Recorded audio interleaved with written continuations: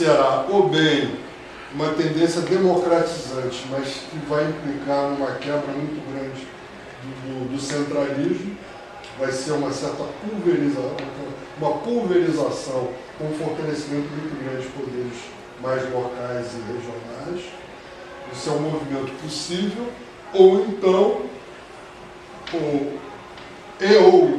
melhor dizendo, um processo do tipo China, de uma forte centralização. Eu acho que isso pode trazer uma democracia descentralizada ou um neo-autoritarismo centralizado e forte e opressivo.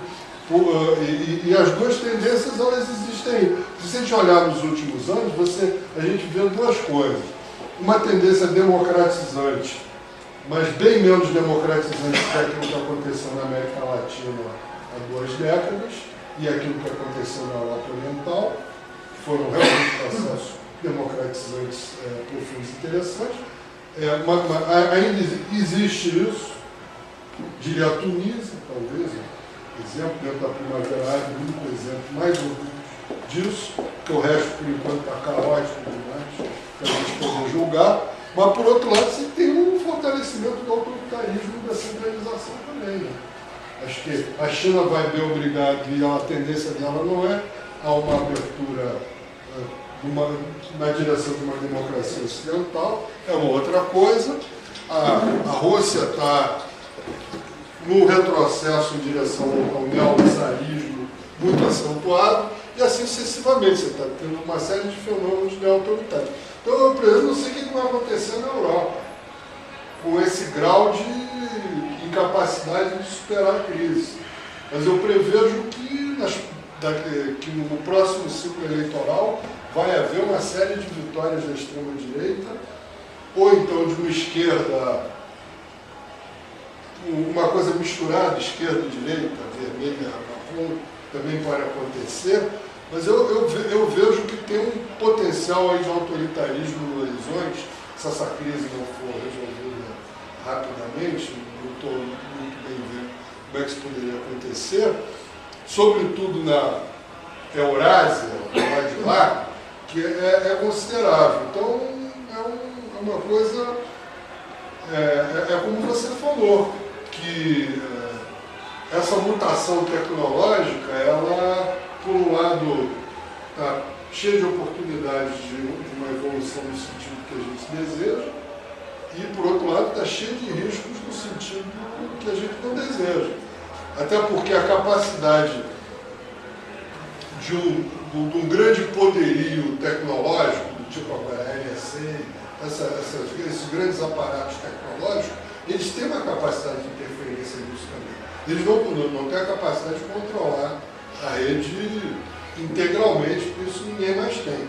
Mas eles têm a capacidade de influenciar. Você, na internet, uma máquina muito poderosa, que tem condições de gerar uma presença massiva, ela vai ser um fator de influência. Né? Não é só o indivíduo, né? O somatório dos indivíduos. As grandes máquinas, elas vão ter um papel. Olha só. Pedro Ivo, depois dele. Tem que... Bom, tchau, gente. Tchau. Marina, me escreve. Eu acho foi dito. Está mantida a sua estrela. Eu acho algumas. Uma só? Me escreve. Eu acho algumas questões que eu tenho refletido. A primeira delas é que a revolução cognitiva é inexorável. Essa é um elemento, não adianta a gente, você constatou uma realidade. A política é tão ruim, nós temos uma dificuldade cultural, uma dificuldade educativa, que a gente tem que combinar num esforço de transição, digamos assim, melhorias da qualidade do jogo político, mas num esforço de mutação, nós temos que também ajudar a sepultar esse jogo político. Portanto, nosso esforço de melhoria não pode ser um esforço reformista, ele tem que ser um esforço de melhoria mutacional, como a Ana fala. Então, por quê? Porque a revolução cognitiva está vindo, ela já é uma realidade. O acoplamento estrutural entre homem e máquina já está vindo, é uma realidade inexorável, não é uma fatalidade, é uma realidade inexorável, e quem manejar isso vai dominar o mundo. Por quê? Para o bem ou para o mal, isso pode ser apropriado também. Por exemplo, uma ditadura tecnológica pode se apropriar disso. Se você tem um povo ignorante, um povo sem educação, porque no mundo da internet, quem não conhece a técnica, dança. E para conhecer a técnica, os programas, as plataformas, não pode ser um alfabetizado mediano. Então, uma das tarefas que a gente tem que ter é, do ponto de vista político e programático, lutar para que, acompanhado da revolução cognitiva, haja uma revolução cultural e educacional. Universalizar a educação. Tirar os pobres da pobreza filosófica, da pobreza educacional. Porque senão esse sistema, em lugar de ser de meritocracia, vai ser de tecnocracia para subjugar ainda os mais desfavorecidos. Mas que ele virá, ele já está vindo. Só vou pontuar. Certo? Existe uma revolução hoje, um modelo de educação hoje, usando a tecnologia, que não é esse do MEC, que é botar tablet para professor e depois a culpa é do professor. É isso que o MEC está dizendo. O professor está no século XIX, o aluno no século XXI, e o MEC no século XVI. Então o que a gente tem que fazer, a discussão que a gente tem que fazer é, o que eu aprendi nesses meus 10 anos aí, e mais tempo trabalhando, é o seguinte: toda a solução é tecnológica. A gente tem que pensar a educação de uma nova maneira para tirar essa diferença que você está falando, usando a própria tecnologia. Não assim, o cara está aqui, eu vou manter essa educação do jeito que está, para chegar aqui. Não, é pegar isso aqui e fazer isso aqui. Não, por isso que a luta, por exemplo, a luta pela banda larga se universalizar é fundamental. Com certeza. Ela chegar em todos os rincões. Nessa quadra que nós estamos, então eu não falaria que o foco será a democracia direta. Como você falou, Eduardo, vai ter elementos da democracia direta. Mas nós vamos conviver aí num longo período num processo de democracia semidireta. Porque se tem desigualdade material e intelectual, não pode ter democracia direta. Porque a democracia direta pressupõe que a base das pessoas decidirem sobre o seu destino seja equivalente. Então, tem que estar acompanhado mesmo de uma revolução cultural, não é uma revolução cultural, não é uma revolução educacional. E já tem alguns exemplos. Agora mesmo teve uma coisa muito interessante para ver como é possível fazer algumas coisas. Existe um movimento bancário, eu sou egresso de lá. Uma pequena entidade, que é a Associação Nacional do BMB, que não foi cooptada pelo sistema de dominação que o governo montou, que hoje as entidades sindicais são braços do governo. E todo o congresso desses funcionários, eles derrotaram o governo. O que o governo fez? Orientou os seus sindicatos a impor no congresso dos funcionários do Banco do Nordeste o seguinte: não vota mais só funcionário do Banco do Nordeste. Vota também todos os dirigentes sindicais liberados de todos os bancos, porque a negociação dos bancos, os outros dirigentes sindicais também se metem. Ou seja, aumenta a correlação de força para o governo, artificialmente venceu o Congresso. Vocês percebem por quê?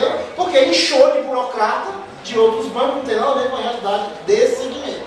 Aí eles estavam uma loucura. Aí a gente conversando, eu sou amigo deles, rapaz, o que a gente faz? Vocês todos não, o banco não criou um sistema que todos os funcionários do Banco do Nordeste, do Cabrobró ao São Paulo, não está vinculado na internet? Tá! Faz um plebiscito eletrônico para decidir as políticas, esquece esse negócio dessas assembleias manipuladas. E vocês podem fazer com um sistema de plataforma. Então eles vão começar a fazer isso. Tá certo? Porque, infelizmente, nessas corporações, os sistemas, mesmo presencial, são tão viciados que eles não se fundam como universal, né?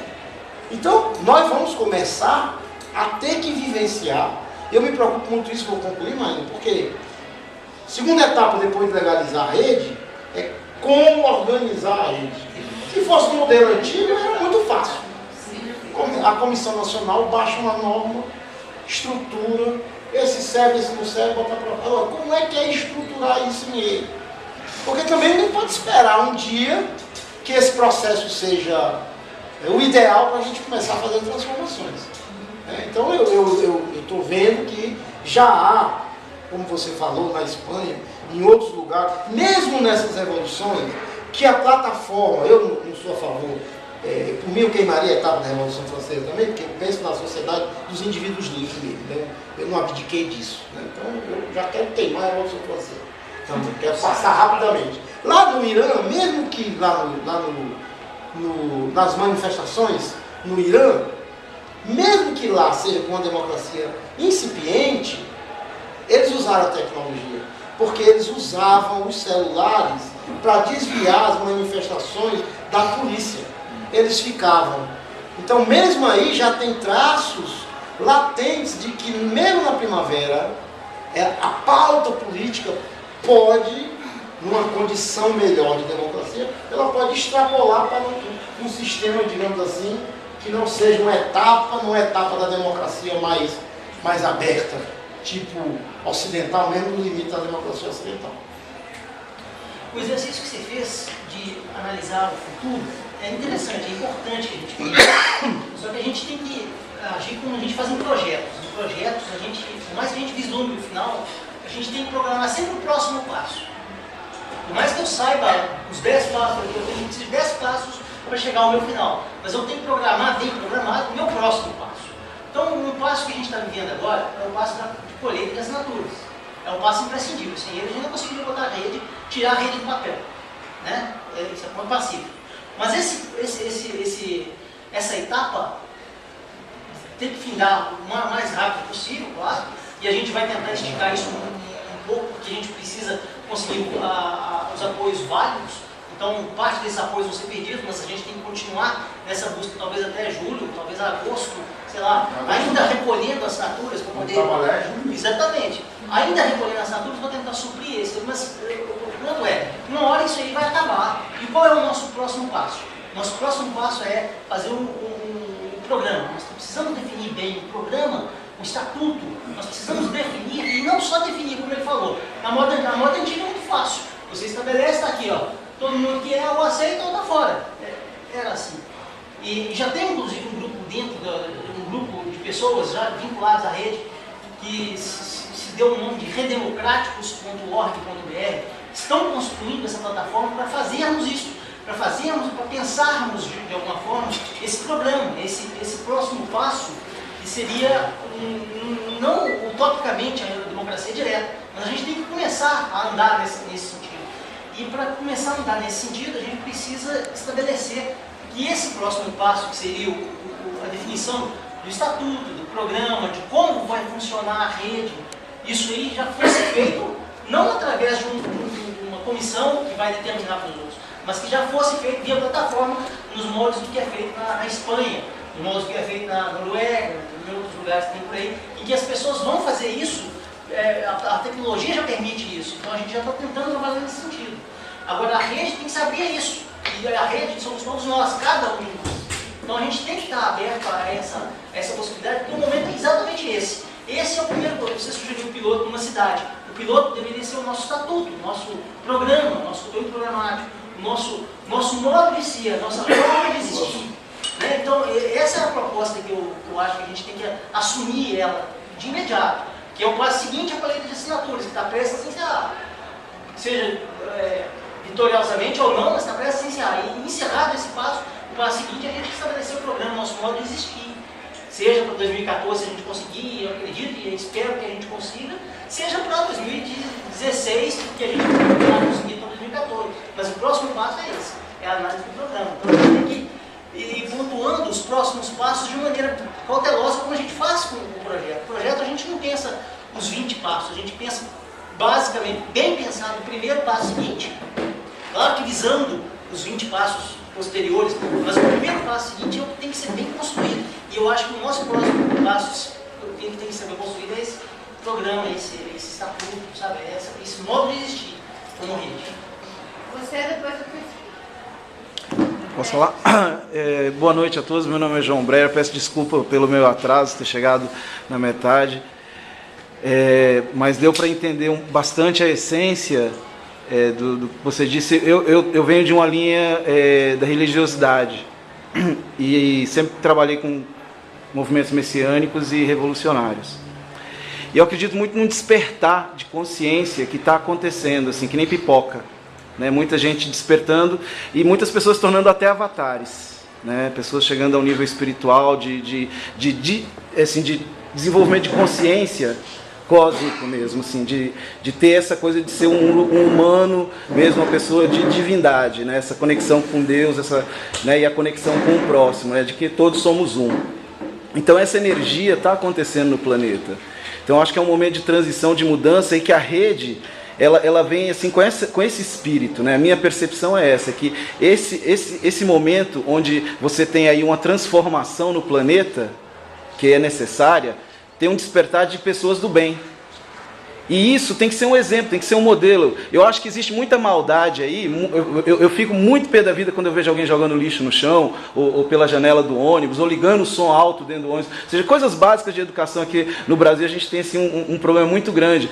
Mas eu acho que é um momento da gente cobrar essas coisas mesmo. Eu acho que a gente tem que cobrar primeiro de nós mesmos. Que esse a gente tem que ser honesto, não tem meio honesto, tem que ser 100% honesto. Né? E a gente tem que levantar essa bandeira, sabe, de cura mesmo, porque é um processo de cura no planeta. É uma mudança de frequência, do tempo é dinheiro para o tempo é arte. Isso as pessoas estão vendendo, estão escravas dos salários, e é um momento de mudança. As pessoas têm que acordar e falar: eita, eu estou escravo, vendendo meu tempo para quem? Por quê? Para um sistema de tempo é dinheiro irregular. Então é um processo de mudança, de transição. Eu estou nesse trabalho, tenho, graças a Deus, estou aqui ajudando assim, um pouquinho, assim, botando um pouquinho de esforço, aí dediquei todo, assim, eu falei que não ficava escravo do salário, mas aí na rede eu vesti, assim, falei, não, eu vou ser assalariado da rede, voluntário assalariado, e vou fazer o meu melhor. E agradeço de coração, Marina, pelo seu exemplo, pelo seu modelo, pela beleza das suas palavras e da sua atitude como mulher e como líder, como inspiradora, né? Eu sei que a rede não é só você, mas você é uma pessoa que Deus está usando para fazer um grande milagre nesse planeta, de trazer os milagres, de realmente fazer acontecer. Porque a boa vontade, o amor, todas as virtudes juntas, é uma corrente do bem que nada segura. E a rede, para mim, é isso, né? Eu acho assim, primeiro, eu estava pensando ainda, até 3 meses e meio atrás, a gente não tinha esse ambiente rede. Né? E eu fiquei pensando, a riqueza das discussões que estão acontecendo, com pessoas se juntando, debatendo, que nós estamos numa discussão da RTF, com as pessoas aproveitando aqui a disponibilidade. E pouco, mais uma vez, agradecemos.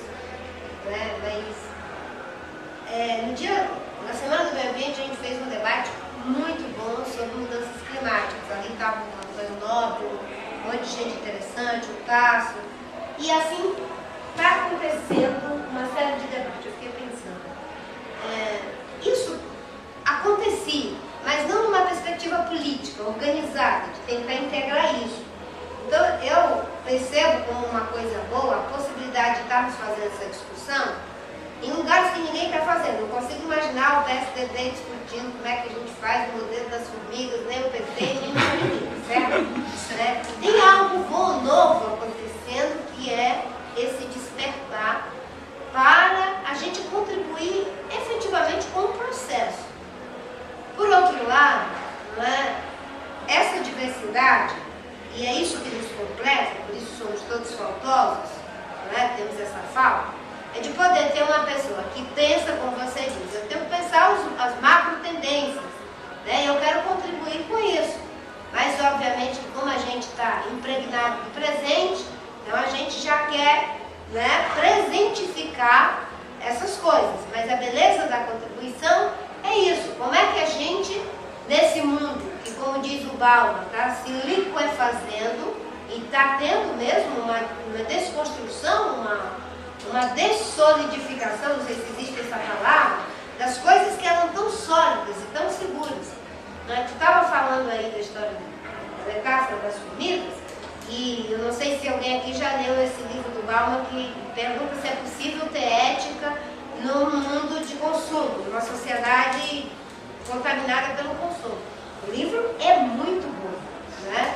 E ele parte da introdução do livro, ele já começa dizendo o seguinte, que um grupo de biólogos, como é que chama, entomologista, né, que estuda insetos, saíram de Londres para estudar os insetos sociais no Panamá. E com novas tecnologias que estudaram 30 e poucas colônias, 36 colônias de insetos, e chegaram à conclusão de que durante quase um século, os biólogos, os entomologistas e etc., diziam que os insetos sociais não tinham flutuação de população entre eles. E se alguém chegasse numa colônia, ia ser destruído. Ou ele botava aquela colônia para correr, acabava com ela, aquele grupo que chegava, ou eles seriam destruídos, que não havia essa possibilidade. E ele fala o seguinte, como é que pessoas tão inteligentes, tão capazes, tão científicas, pegam um paradigma e ficam durante quase 100 anos afirmando uma tese que agora eles chegam à conclusão, com marcadores, com sei lá o que, um processo super sofisticado, de que 65% das colônias são constituídas de insetos migratórios e que tem pessoas, insetos, que passam até por 3 colônias. E eles vão se adaptando e criando formas de conviver e trabalhar ali, e é uma população flutuante. E aí ele diz o seguinte, no momento em que essa verdade, esse paradigma foi estabelecido, o que estava acontecendo no mundo? Todo mundo definindo suas fronteiras. Somos amigos, somos parentes, somos seres humanos, mas cada um mora na sua casa. No máximo a gente se visita como primo, como amigo e olhe lá. Mas todo mundo estava definido. Então nós projetamos imediatamente para os insetos sociais que também não pode entrar no território dos outros. E quem elimina, pam, pam, pam. Certo? Então isso foi uma verdade. Ele diz, puxa vida, tantos anos e ninguém nunca questionou esse dogma, um paradigma científico que era tratado assim. Aí ele faz a seguinte observação. Por que será que só agora é que a gente levanta isso? Claro que tem a tecnologia. Agora é possível botar o sensor, não sei o que, o marcador no inseto e saber que ele muda para cá, muda para lá. Antes não tinha isso. Mas a pergunta poderia ter sido feita, o questionamento poderia ter sido feito, e não foi. Por que surgiu agora? Ele diz, coincidentemente, a gente está num mundo em que as fronteiras, como eram conhecidas, estão se liquefazendo mesmo. E as pessoas estão indo para Nova York, indo para todo canto, e tem uma comunidade de insetos humanos que quer o direito de transitar no mundo inteiro, certo? E de ser uma população flutuante, que pode se visitar, se encontrar, morar, trabalhar em todas as colônias do mundo. Eu estou colocando isso porque, como ele é um pensador que eu acho que é muito interessante, e ele parte da ideia de que, né, a gente de fato está vivendo uma desconstrução, que a gente não sabe para onde vai essa desconstrução que está aí, e de que, obviamente, que temos que fazer um esforço, que é o que tu está fazendo, que nós, cada um no seu campo de atuação, está fazendo, para tentar, né, quais são as novas estruturas, os novos processos, né, a nova visão que vai dar continuidade a esse mundo que está se desconstruindo. Por quê?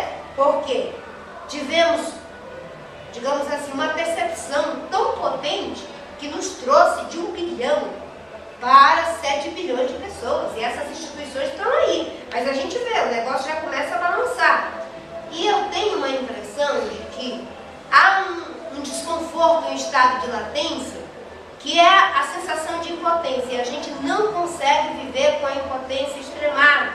Então as pessoas começam a protestar, né, contra as árvores na Turquia e viram uma manifestação enorme contra uma outra coisa. Aquilo foi só o pretexto. Daqui a pouco o povo está protestando contra os ônibus e vira uma coisa enorme. E é só o pretexto.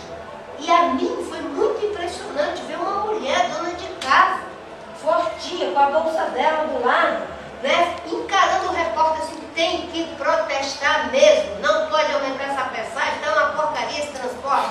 Desse jeito, não era da CUT, não era do PT, não era do PSDU, não era da rede, não era de nada, era uma senhora que tem acesso à informação, que consegue lá com o celular dela, com a internet dela, também estava lá fazendo o movimento dela. E esse mundo está se transformando. E eu acho que um grande esforço que a gente tem aqui, a gente que eu digo humanidade, né? A gente da rede só não, é todo mundo. Estamos numa corrida. O que nos dá uma nova superfície de sustentação? Quais são os novos ideais identificatórios desse momento de novas oportunidades? Quais são os novos projetos identificatórios? E aí não é só na política não, não é só na gestão não, é em tudo. Está tudo buscando uma nova conformação, né? E aí eu concordo com a ideia do Viola, né? Nós não vamos sair, não é, do que estamos agora para uma... Não, mas a gente está num movimento em que, combinando esses elementos do que existe com esses que nós achamos vão existir, certo? A gente já vai fazendo mesmo essa mutação, né? Que eu nem sei se ela consegue ser toda dirigida. Uma boa parte disso, quando é fé, a gente já era. Quando é fé, eu já sou outra coisa. Quando é fé, é o menino que inventou o tal do aparelho que faz o exame oftalmológico pelo celular em 2 minutos, que ele fez o meu, né? Lá no MIT. E deu certo, exatamente 2,5 que eu tenho. E ele disse, olha, o seu óculos é esse e é isso que é. Só que ele diz, no Brasil isso não entra, a Anvisa não deixa. Mas eu vou vender para a Índia. E os indianos querem. E aí vai chegar um momento que essa porteira arrebenta mesmo. Porque quem é que vai ficar no oculista, todo aquele trabalho, se tem uma forma de fazer mais barato, mais fácil, e aí a gente vai jogar o dinheiro para comprar o óculos, não mais para fazer, porque uma tecnologia é capaz de fazer um papel, sei lá, muito mais rápido, né? Então eu acho assim que o que eu louvo dessa contribuição é a gente poder pegar alguém que está vendo as macro tendências e dizendo, olha, eu acho que tem uma conformação por aqui. Como é que a gente expressa isso na rede? Já na feitura do programa do Estatuto, mas também de outras coisas. Se a gente tiver um modelo de gestão, a gente parar para pensar que a gente está vivendo um processo de descontinuidade, que não é uma descontinuidade paralisante, no meu entendimento, é uma descontinuidade produtiva. Ela descontinua, mas está produzindo algo ao mesmo tempo que faz essa descontinuidade produtiva. Tem uma